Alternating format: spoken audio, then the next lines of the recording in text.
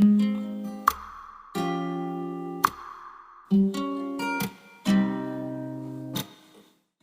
عليكم ورحمة الله تعالى وبركاته ومرحبا بكم معنا في فيديو جديد. Alors وصلنا اليوم la comparaison des nombres réels. Alors pour commencer la comparaison de deux nombres réels, on va voir une définition. Alors définition comme vous voyez ici, soit A et B d'un nombre réel. Alors lorsqu'on dit deux nombres réels, c'est-à-dire appartenant à R, c'est-à-dire peut-être A et B, peut-être des nombres entiers naturels, peut-être deux nombres décimaux, peut-être des nombres rationnels, c'est-à-dire peu n'importe. Alors, soit A et B deux nombres réels, alors A moins B inférieur ou égal à 0 signifie que A inférieur à B. C'est-à-dire, pour comparer deux nombres A et B, il suffit d'étudier le signe de leur différence. C'est-à-dire, on calcule la différence des deux nombres A et B, et on étudie le signe. Alors si A moins B est inférieur à 0, cela veut dire que A est inférieur à B.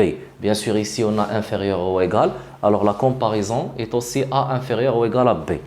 Autrement dit, si on a A moins B est supérieur à 0, si A moins B est supérieur à 0, cela veut dire que A est supérieur ou égal à B. Évidemment, si on a A moins B est supérieur strictement de 0, cela veut dire que A est supérieur strictement à B. Alors, A moins B est supérieur strictement à 0, c'est-à-dire aussi que A moins B appartient à R étoile plus. D'accord? Donc, cette écriture-là est équivalente à celle-ci. Ici, on a dit que A moins B est supérieur strictement à 0. Ici, on a dit que la différence appartient à R étoile plus R étoile, c'est-à-dire il n'y a pas de 0, et plus, c'est-à-dire les nombres positifs. D'accord? Alors, c'est ça l'idée de la comparaison de deux nombres réels, c'est-à-dire toujours pour comparer deux nombres, il suffit de calculer leur différence et d'étudier le signe. Si le signe est positif, alors le premier nombre est supérieur au deuxième. Si l'inverse, c'est-à-dire si A moins B est inférieur à 0, alors A est inférieur à B. Alors pour bien comprendre ça, alors on va voir un exemple dans lequel on va comparer deux nombres réels. Alors par exemple, on va comparer par exemple 3 racines de 2 moins 7 et par exemple 5 racines de 2, par exemple, je sais pas, plus 8, par exemple, bien plus 9. D'accord? Donc, pour comparer ces deux nombres réels-là, alors on va calculer la différence. C'est-à-dire, on a alors 3 racines de 2 moins 7, voilà le premier nombre qui joue le rôle de A, moins le deuxième nombre, c'est 5 racines de 2 plus 9. Alors, 3 racines de 2, donc c'est une parenthèse précédée d'un signe plus, donc on ne rien change, donc c'est 3 racines de 2 moins 7. Mais ici, on a parenthèse précédée d'un signe moins, donc on va changer les signes, les termes qui se trouvent à l'intérieur. Donc ça nous donne moins racine de 2, moins 9. Alors, ici, on a 3 racines de 2, moins 5 racines de 2 est égal à moins 2 racines de 2. Ici, on a moins 7, moins 9. Alors, moins 7, moins 9, ça fait moins 16. Voilà. Alors, comme vous voyez ici, alors on a un signe moins, ici on a un signe moins.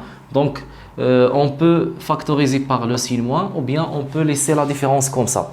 Donc, pour bien comprendre ça, on va factoriser par le signe moins. Donc, si on factorise par moins, alors il nous reste 2 racines de 2 plus 16. Alors, comme vous savez bien que 2 racines de 2, c'est un nombre positif, c'est-à-dire supérieur strictement à 0. Et on a 16 aussi est un nombre positif. Donc, positif plus positif, ça nous donne un nombre positif. Mais avec le signe moins qui se trouve avant, alors cette différence-là est inférieure à 0. Donc, on parle d'une différence négative. Donc, si A moins B est inférieur à 0, signifie que A est inférieur à B. C'est quoi A pour nous? C'est 3 racines de 2 moins 7 est inférieur à 5 racines de 2 plus 9. Alors, on dit que, alors, voilà la comparaison. Alors, 3 racines de 2 moins 7 est inférieur à 5 racines de 2 plus 9. Voilà. Donc, voilà comment comparer deux nombres réels. Alors, on va parler un peu sur quelques propriétés de la comparaison. Alors, par exemple, si on a, bien sûr, A et B et C et 10 sont des nombres réels.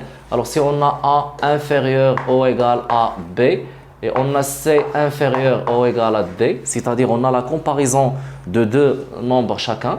Alors, si on calcule la somme des nombres les plus petits, c'est-à-dire alors A plus C reste inférieur à B plus D. C'est-à-dire la somme des nombres, ou bien la somme des plus petits nombres est inférieure à la somme des plus grands nombres. Alors on va donner un exemple. Par exemple, 3 est inférieur à 5 et 7 est inférieur à 10. Alors si on calcule la somme des nombres les plus petits et la somme des nombres les plus grands, donc 3 plus 7 et 5 plus 10, alors 3 plus 7 ça fait 10 et 5 plus 10 ça fait 15. Donc toujours 10 est inférieur à 15. D'accord? Donc 10 c'est une propriété de la comparaison. La même chose, si on a A est inférieur ou égal à B et on a ajouté un nombre K aux deux côtés, c'est-à-dire A plus K, et on a ajouté ici B plus K, alors A plus K reste toujours inférieur à B plus K. La même chose si on soustrait le même nombre des deux côtés, c'est-à-dire si on a A moins K, alors il est inférieur à B moins K. D'accord? Alors voilà la première propriété, voilà la deuxième. Mais pour la multiplication, il faut faire attention car on a deux cas.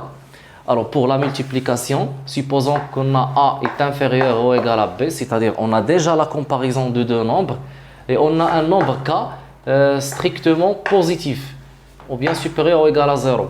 Donc si on a A est inférieur à B et K est positif, alors si on multiplie A par K et B par K, alors l'ordre reste le même. Donc il n'y a pas de changement. C'est-à-dire A fois K reste toujours inférieur à B fois K. Pourquoi? On n'a pas changé l'ordre car on a multiplié par un nombre positif. Par contre, si on multiplie par un nombre négatif, donc c'est le deuxième cas. Alors si on a A est inférieur à B et on a un K inférieur à 0, c'est-à-dire un nombre négatif, et on a multiplié les deux côtés par le même nombre, donc A fois K devient supérieur à B fois K. Alors pourquoi on a changé ici l'ordre? Car on a multiplié par un nombre négatif. D'accord? Donc cette propriété-là s'appelle la propriété de l'ordre et l'addition, la première et la deuxième. Et cette propriété-là, c'est l'ordre et la multiplication. Alors maintenant, on va parler à autre chose, c'est l'ordre et l'inverse. L'ordre et l'inverse, c'est-à-dire si on a déjà A est inférieur à B, d'accord? Bien sûr, A et B, ce sont deux nombres réels. Alors, bien sûr, B et A différents de 0. Donc, A différent de 0 et B différent de 0. Alors, si on calcule l'inverse des deux nombres, l'ordre change. C'est-à-dire, si A est inférieur à B, alors 1 sur A devient supérieur à 1 sur B. Prenons l'exemple de 2 et 4. Alors, on a 2 est inférieur à 4. Mais si on calcule l'inverse, donc 1 sur 2 devient supérieur à 1 sur 4. Pourquoi? Car la moitié est supérieure au quart. D'accord? 1 sur 2, ça fait 0,5. Et 1 sur 4, ça fait 0,25. Et 0,5 est supérieur à 0,25. Donc c'est ça l'ordre et l'inverse. Alors maintenant, on va parler à l'ordre et le carré. Donc, si A est toujours inférieur à B, alors A au carré, mais à condition ici, c'est que A positif et B positif. Alors, si A est inférieur ou égal à B, alors A au carré est inférieur à B au carré. D'accord? C'est-à-dire le carré de deux nombres positifs, alors l'ordre reste le même. Alors, on va donner un exemple. Par exemple, on a 3 est inférieur à 5. Et 3 et 5, ce sont des nombres positifs. Lorsqu'on calcule le carré, donc 3 au carré est égal à 9 et 5 au carré est égal à 25. Et bien sûr, 25 est supérieur à 9. Donc l'ordre ne change pas. D'accord? Mais si A et B, ce sont des nombres négatifs, l'ordre change. Par exemple, si on a, moins 3 est supérieur à moins 4, moins 3 est supérieur à moins 4, mais lorsqu'on calcule le carré, alors l'ordre change. Pourquoi? Car moins 3 au carré est égal à 9 et moins 4 au carré est égal à 16. Et comme vous voyez ici, 16 est supérieur à 9. Pourquoi on a changé l'ordre? Car on parle de deux nombres négatifs. C'est-à-dire cette propriété-là est valable pour A et B positif. D'accord? Donc si A et B positif, l'ordre ne change pas. Si A et B, ce sont deux nombres négatifs, l'ordre change. Alors la même chose ici pour la racine carrée. Alors c'est toujours A et B, donc A supérieur à 0 et B supérieur à 0, c'est-à-dire on parle de deux nombres positifs. Et supposons qu'on a A est inférieur ou égal à B, donc la racine de A reste inférieure à la racine de B. Alors on va donner un exemple. Par exemple, on a 16 est inférieur à 36. Alors, puisque 16 et 36 ce sont deux nombres positifs, donc la racine de 16 reste inférieure à la racine carrée de 36. C'est-à-dire la racine de 16, la racine de 36, la racine de 16 est égale à 4 et la racine de 36 est égale à 6. Donc, comme vous voyez très bien que l'ordre ne change pas. D'accord? Donc ici, on a parlé de l'ordre est la racine carrée et l'ordre est le carré.